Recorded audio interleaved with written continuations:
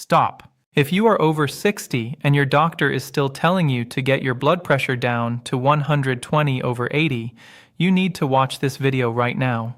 Because what I'm about to share with you has been quietly discussed in cardiology circles for years, but almost nobody is talking about it openly. And it could be the difference between protecting your heart and unknowingly putting your brain and kidneys at serious risk. My name is Dr. Name. I have spent over 2 decades studying cardiovascular health in older adults. And in that time, I have seen something that disturbs me deeply. Millions of men and women over the age of 60 are being pushed aggressively toward a blood pressure target that was originally designed for younger, healthier bodies. 120/80. It sounds perfect, doesn't it? Clean, precise, safe. But here is what they don't tell you. After the age of 60, your arteries are not the same arteries you had at 35. Your blood vessels have changed. Your kidneys have changed. Your brain has changed. And what is optimal for a 40-year-old can actually be dangerous for a 65-year-old. I have sat with patients, sharp, active, health-conscious people who were doing everything right, taking their medications, watching their salt, exercising, and yet they were coming to me dizzy, confused, exhausted, and falling. Not because they were sick, because their blood pressure was too low. Now, before you throw away your medications, stop. That is not what I am saying. What I am saying is that the conversation around blood pressure after 60 is far more nuanced than a single number on a cuff. And in this video, I am going to walk you through the 5 most critical reasons why blindly chasing 120/80 after age 60 may not be the safest goal, and what the latest cardiology research actually recommends instead. Number 1 on this list is going to shock you. It involves something happening inside your brain, right now, that most doctors never check for. And it is directly connected to how aggressively your blood pressure is being treated. But first, I need you to ask yourself something. Have you ever felt lightheaded when you stood up? Have you noticed memory problems or brain fog that seemed to come out of nowhere? Have you had a fall or a near fall that you couldn't explain? If you answered yes to any of those questions, this video may explain why. Stay with me, because by the end of this, you will understand your own blood pressure in a way that most people, including some doctors, simply do not. Let's begin. Let's start with something that happens to millions of older adults every single day, and almost none of them connect it to their blood pressure treatment. Reason number 5, the dizziness fall connection. Nobody warns you about. Here is a number that should stop you cold. Every year, falls are responsible for over 3 million emergency room visits in adults over 65 in the United States alone. And a significant portion of those falls, researchers now believe, are directly linked to overtreated blood pressure. Here's the science, and I want you to really hear this. When doctors aggressively push blood pressure down to 120/80 in older patients, something called orthostatic hypotension can occur. That is a medical term for what happens when you stand up and your blood pressure drops suddenly, faster than your body can compensate. For a 35-year-old, that drop is barely noticeable. A slight head rush, gone in a second. But for a 68-year-old whose vascular system no longer snaps back as quickly, that drop can mean severe dizziness, loss of balance, and a fall that leads to a broken hip. And we know what broken hips can mean for older adults. They can be life-changing, sometimes life-ending. I had a patient, I'll call her Margaret, 71 years old, retired school teacher, sharp as a tack. Her new doctor was very aggressive about getting her numbers down. Within 3 months, she was at 118/76. Textbook perfect on paper. But Margaret was falling, twice in her kitchen, once in her bathroom at 2 in the morning. She thought she was just getting old. She wasn't getting old. Her blood pressure was being driven too low for her body to handle. We adjusted her target. We gave her body room to breathe. The falls stopped. The actionable takeaway here? If you or a loved one over 60 is experiencing dizziness when standing, unusual fatigue, or unexplained falls, do not just accept it. Ask your doctor specifically about orthostatic hypotension and whether your blood pressure target needs to be reevaluated. That conversation could prevent a catastrophic fall. Reason number 4, what aggressive blood pressure treatment is quietly doing to your kidneys. Now here is where it gets even more serious. Your kidneys are not passive organs. They do not just sit there filtering waste. They are pressure dependent, meaning they need a certain level of blood pressure to do their job properly. Think of your kidneys like a water treatment facility. That facility needs adequate water pressure flowing through the pipes to filter effectively. Drop the pressure too low, and the filtration slows. Waste starts to accumulate. And over time, the facility begins to break down. A landmark study published in the Journal of the American Medical Association found that in older adults, particularly those over 65 with pre-existing kidney vulnerability, aggressive blood pressure lowering was associated with a measurable decline in kidney function. Not improvement. Decline. This is called renal hypoperfusion, and it means your kidneys are simply not getting enough blood flow to function at full capacity. And here is the cruel irony.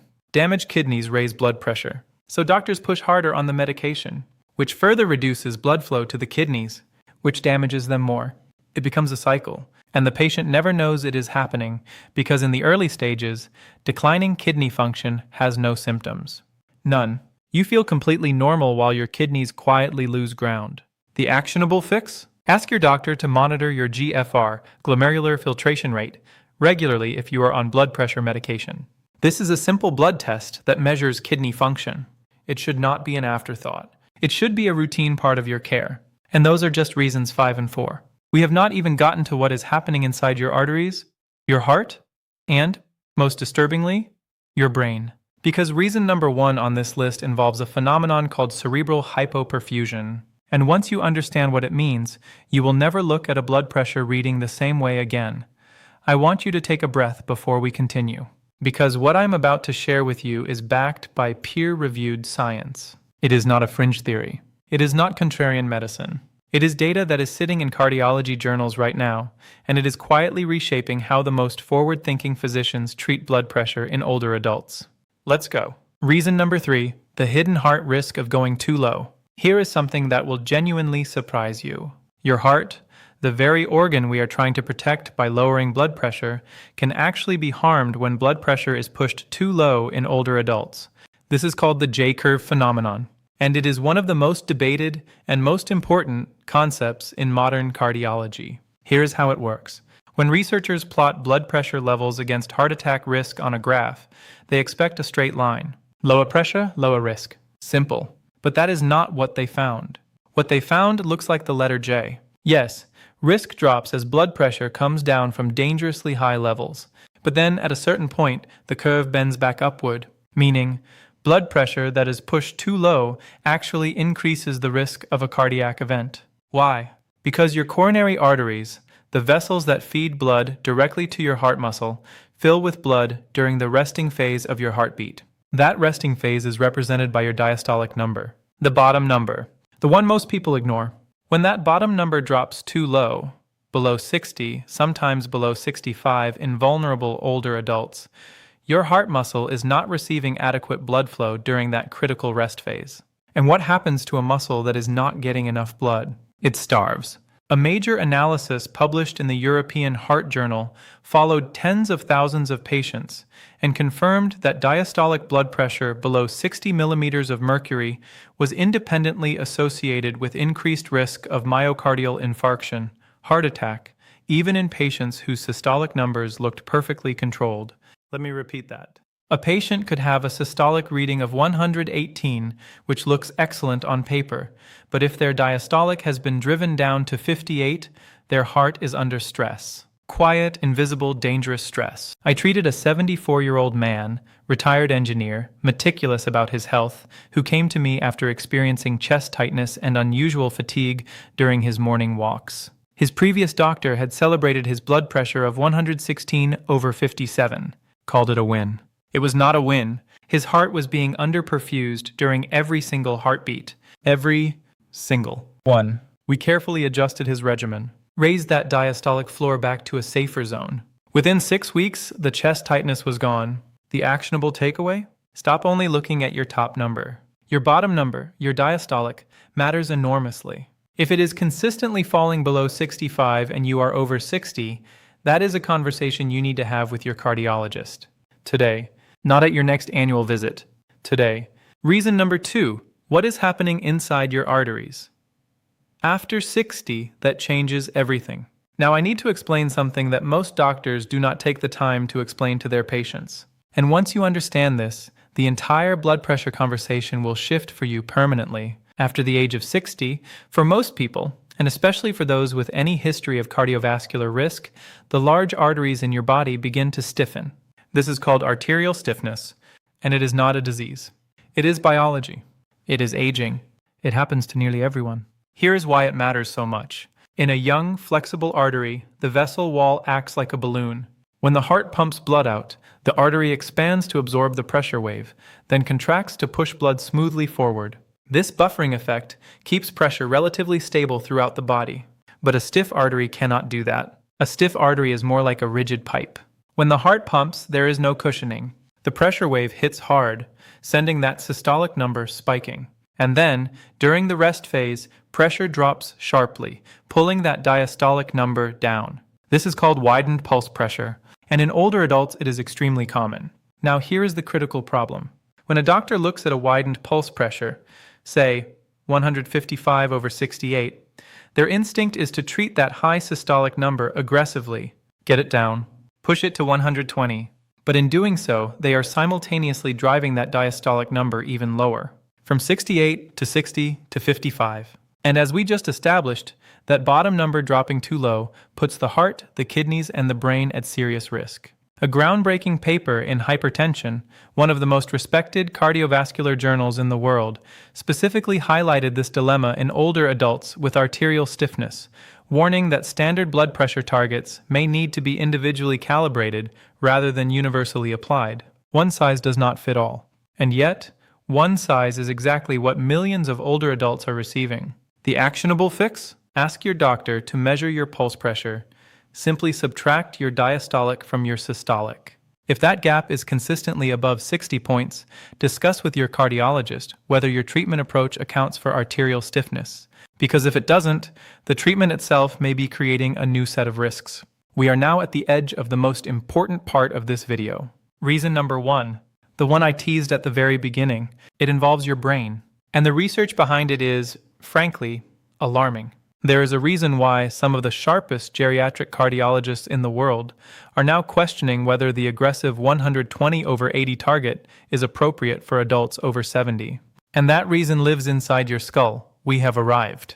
This is the moment I promised you at the beginning of this video. And I need you to give me your full attention right now, because what I am about to share with you involves your brain, your memory, your identity, everything that makes you, you. Reason number 1. Aggressive blood pressure, lowering after 60, may be quietly starving your brain. Let me paint you a picture. Imagine a city. A vast, complex, magnificent city with billions of roads, tunnels, bridges, and communication lines running in every direction simultaneously. That city is your brain. And the blood flowing through your cerebral arteries? That is the city's entire power grid.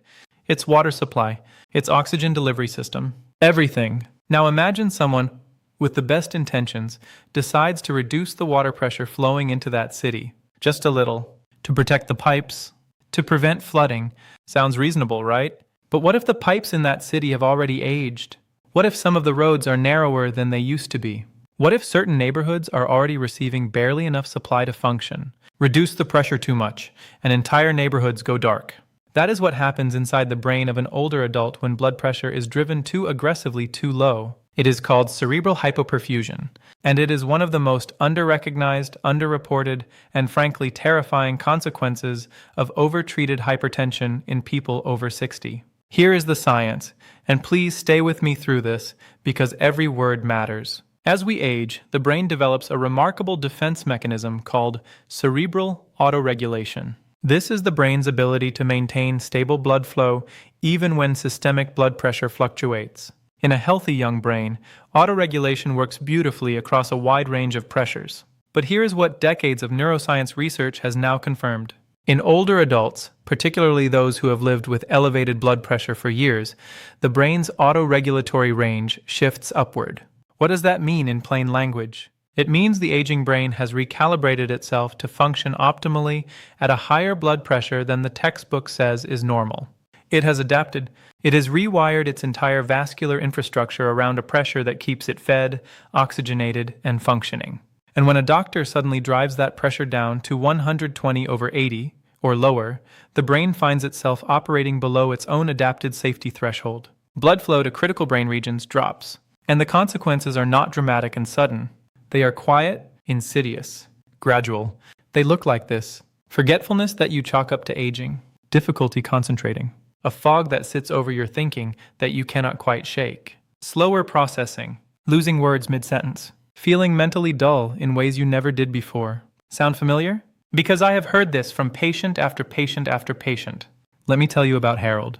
Harold was 72, former high school principal, a man who had spent his entire career commanding rooms, managing crises, making sharp decisions under pressure. He came to me not because of his heart, but because his wife was frightened. She said Harold was not Harold anymore. He was forgetting conversations they had the day before. He was getting confused during simple tasks. He had become withdrawn, quiet, uncertain of himself in ways that broke her heart to watch. His previous physician had done everything right, by the standard guidelines. Harold's blood pressure was a pristine 119/74. His chart looked immaculate, but Harold's brain was starving. We ran cerebral blood flow assessments. The results were unambiguous. Reduced perfusion to the prefrontal cortex and hippocampal regions, the areas governing memory, executive function, and decision-making. His brain was not receiving enough blood to operate at its baseline. We carefully, gradually, allowed his blood pressure to rise to a more individually appropriate target. It took 3 months of close monitoring. There were difficult conversations. There was pushback. But at month 4, Harold's wife called my office in tears. She said, and I will never forget this, "He laughed at dinner last night." A real laugh. I haven't heard that in over a year. Harold was coming back. Now let me give you the research to back this up, because this is not just one patient's story. A landmark study from the University of Alabama at Birmingham, part of the heavily cited SPRINT Mind trial analysis, found that while intensive blood pressure lowering showed some benefits for certain cardiovascular outcomes, the relationship with cognitive function in older adults was significantly more complex than originally reported. Subsequent analyses raised serious questions about whether driving systolic pressure below 120 in adults over 70 with pre-existing cerebrovascular changes could accelerate white matter lesions, areas of damage in the brain's communication highways that are directly associated with cognitive decline and dementia risk. Let me say that again more clearly. The very treatment designed to protect your brain from stroke may, in certain older adults, be contributing to the kind of slow, cumulative brain damage that leads to memory loss and dementia. This is not fringe science. This is being discussed at the highest levels of neurology and cardiology simultaneously. The European Society of Cardiology updated its hypertension guidelines to specifically acknowledge that in adults over 65, blood pressure targets should be more conservative, generally between 130 and 139 systolic, precisely because of these cerebrovascular concerns. Not 120, not below, 130 to 139. That is a meaningful difference. And for millions of older adults currently being medicated down to 115 or 118, it is a difference that could determine whether their brain stays sharp or quietly begins to fade. And here is what makes this even more urgent. White matter lesions do not announce themselves. There is no alarm, no sharp pain, no warning sign you can feel in the moment. They accumulate silently, over months, over years, while the patient continues taking their medications faithfully, believing they are doing the right thing. Because they were told to. Because a number on a chart said 120/80. And nobody stopped to ask, is this the right number for this person, at this age, with this brain? This is why I make these videos. Not to frighten you, not to make you distrust your doctor, but to arm you with knowledge.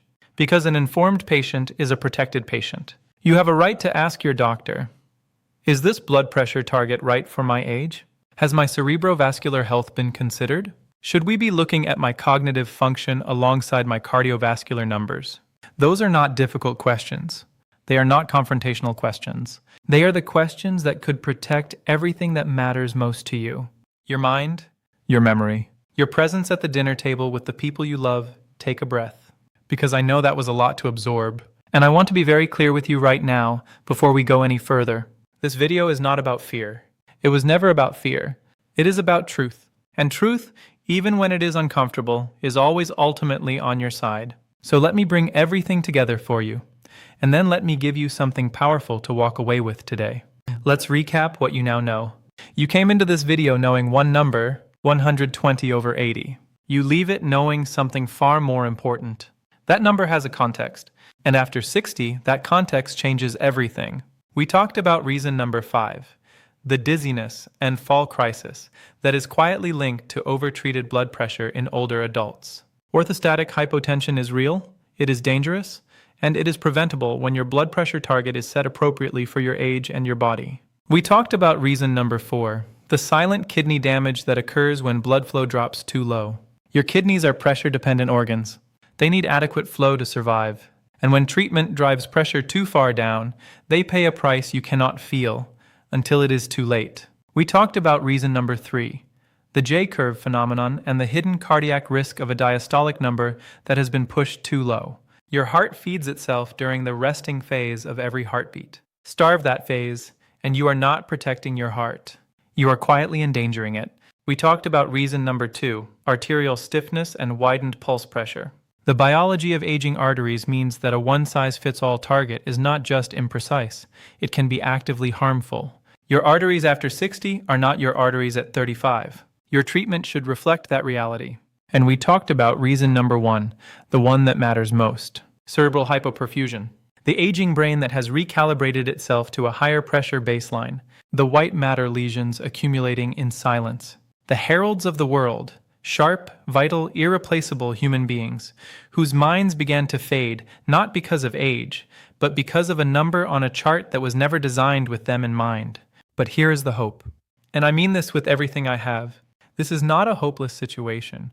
Not even close.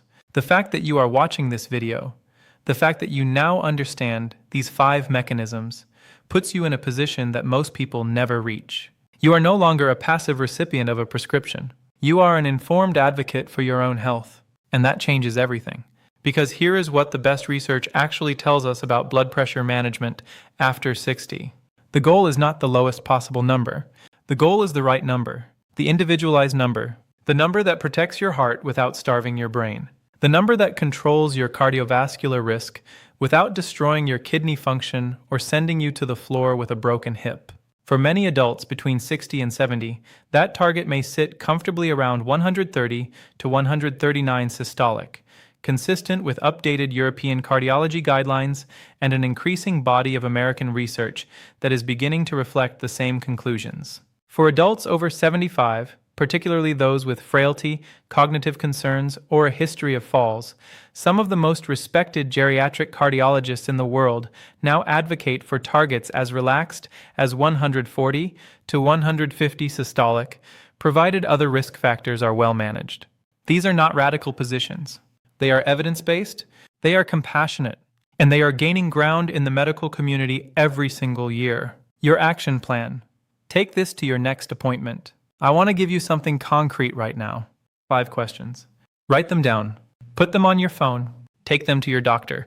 Question 1. Given my age, has my blood pressure target been individually calibrated, or is it based on general population guidelines? Question 2. Can we check my diastolic number specifically? Is it staying consistently above 65? Question 3. Has my kidney function, my GFR, been tested recently in the context of my blood pressure treatment? Question 4. Have you considered arterial stiffness or pulse pressure in determining my treatment approach? Question 5. And this is the most important one. Has my cognitive health been considered alongside my cardiovascular targets? Should we be monitoring both together? A good doctor will welcome these questions. A great doctor will be glad you asked them. And if your doctor dismisses them without discussion, that is important information too. You deserve a physician who sees the whole picture, not just the number on the cuff. You are not just a number. I want to leave you with this. Medicine at its best is not about hitting targets. It is about preserving life, the full richness of life. Your ability to remember your grandchildren's names. Your ability to stand up from a chair without the world spinning. Your ability to take a morning walk and feel your heart beating strong and steady beneath your chest. That is what we are protecting. Not a number, you. So the next time someone tells you that 120 over 80 is the universal gold standard, remember what you learned today. Remember Margaret, who stopped falling. Remember Harold, who laughed again at dinner. And remember that the most powerful thing you can do for your health is ask better questions.